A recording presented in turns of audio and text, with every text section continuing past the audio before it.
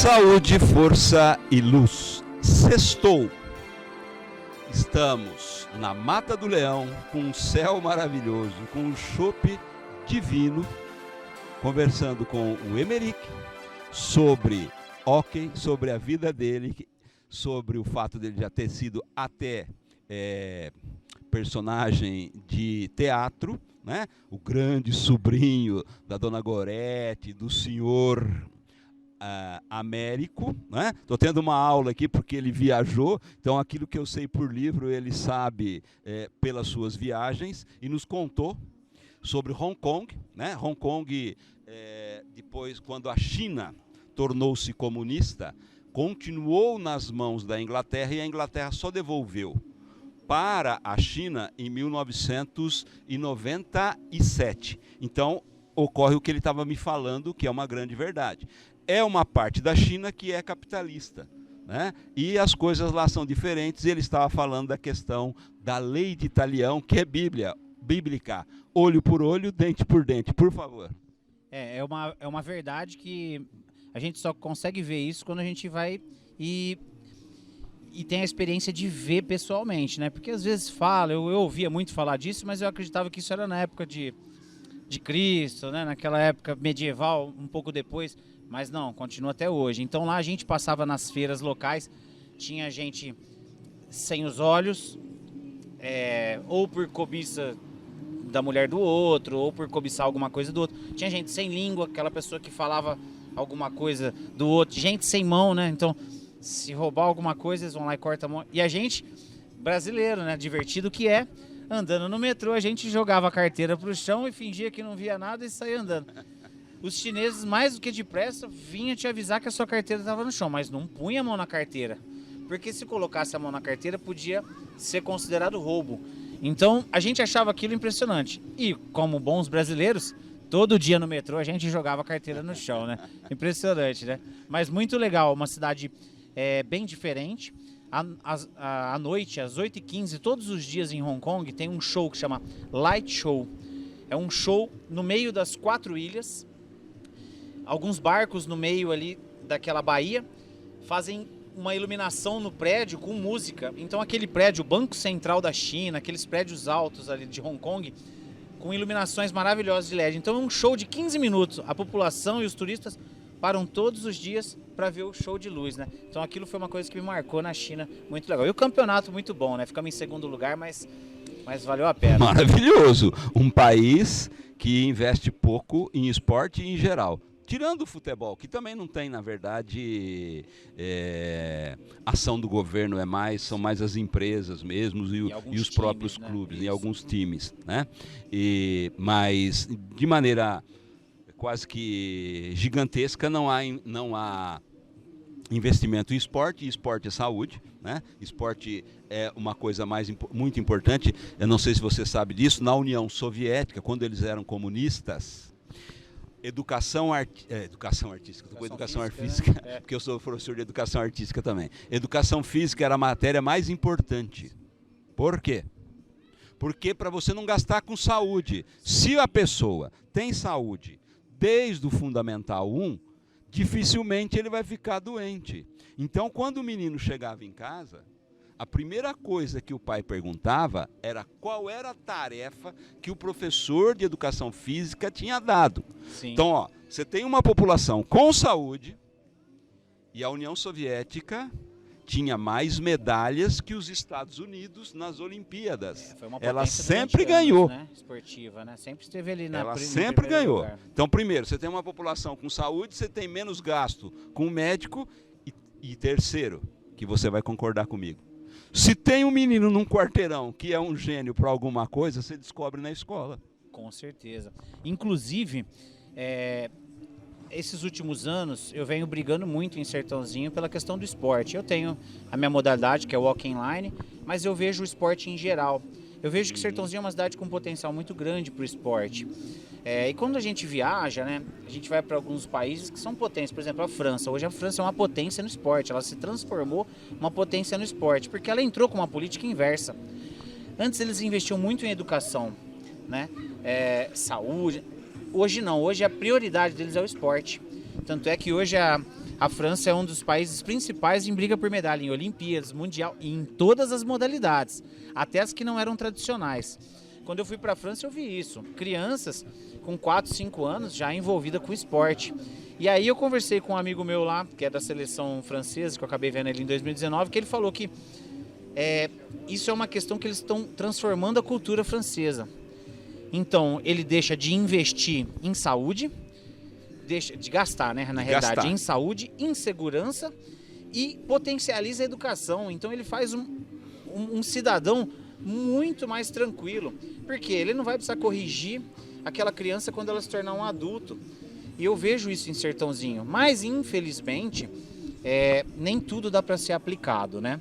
Eu vejo hoje, pela política aí de investimento municipal, que a gente tem só 2% do recurso da arrecadação destinada para o esporte e mais de 33%, quase 34% na saúde. O meu ponto de vista, né, com o conhecimento do esporte, o que o esporte me deu, eu acho que se você colocar mais 2% no esporte para 4%, tirar da saúde, daqui 4, 5, 10 anos, você diminui 10% na saúde e pode investir em outras áreas, como tecnologia, mobilidade, coisas que vão ser muito importantes no futuro próximo. Então eu acho que o esporte é uma ferramenta muito importante como cultura e educação. Um povo educado, que cuida da saúde e que tem uma boa cultura, tem uma longevidade muito grande. A gente vê os países europeus, né, que são os mais velhos e que muitos, né, são potências, né, não é? Você pega lá a Alemanha, França, né, Itália, todos eles são bons em algumas coisas, né? Eu acho que o esporte tem que ser olhado diferente. E Sertãozinho tem um potencial, né? Esperamos, acreditamos que isso vai mudar, né? E uma coisa que as pessoas não percebem, na aula de educação física, primeiro você disciplina o menino. Ele tem, por exemplo, é uma coisa bastante óbvia. Você manda um rapaz que é violento para o karatê, ele vai colocar a sua violência de maneira disciplinada para fora e não briga mais na rua. Sim, você canaliza a energia dele pro lado certo. Você falou tudo. Não é? Muitos pais de moleque violento tiveram a inteligência de colocar no jiu-jitsu, de colocar no karatê. E o menino na rua não briga, porque se ele pegar alguém, ele estraçalha, ele sabe disso. Sim, ele sabe a capacidade que ele tem e ele sabe onde ele deve usar. Essa é a diferença. Eu praticamente, o nosso esporte, o walk inline, né? Ele é um esporte de contato físico. Igual o hockey no gelo. Tem gente que assiste o hockey no gelo, não entende a ética do esporte, né? Aquela essência do esporte, e acha que é violento, igual o futebol americano. É que os americanos, os norte-americanos, vamos dizer assim, que o Canadá também faz parte, eles são pessoas que gostam da disputa física, né? Eles trazem isso da Grécia. É uma cultura que veio. E aí a gente pega no nosso esporte, por exemplo, eu trombo, eu brigo, às vezes a gente sai em vias de fato, porque a gente quer ganhar. Acaba o jogo, não tem inimigo, muito pelo contrário, a gente sai, senta, vai beber uma cerveja junto, os mais velhos, lógico, os mais novos sentam, vai comer um lanche. Então é um esporte que dentro da quadra a gente vai se matar, mas fora da quadra todo mundo tem essa civilidade, né? Então eu acho que o esporte mostra isso, onde você pode escrachar, né, na força, no excesso, e aonde você não deve, né, que é fora da quadra, fora do ambiente esportivo. Então é muito importante isso, professor. O que você falou tem todo sentido. Tem a questão, eu estudei um pouco, porque eu acho que professor, né, ele tem que estudar todas as áreas. Então eu li um pouco de filosofia, um pouco de educação física, um pouco disso, um pouco daquilo. E uma das coisas que me chamou a atenção na educação artística, na educação física, é o fato de você poder ensinar, dependendo do que você está ensinando, que tipo de esporte você está passando, você ensina solidariedade. Por exemplo, natação, o pessoal da natação é mais... não é tão gregário quanto o pessoal do futebol, porque você tem que fazer junto, né? Esportes individuais e coletivos. Isso. Né? O que você quer ensinar para o menino? Né? Você quer, se ele vai lutar esgrima, ele vai desenvolver a elegância. Sim. Né? Então você vai ensinando. Uma postura mesmo, pessoal, né? Até mesmo sentar na cadeira. Você pode pegar aqui um atleta aí, as pessoas do esporte, geralmente você identifica. Você vai em qualquer ambiente, você identifica.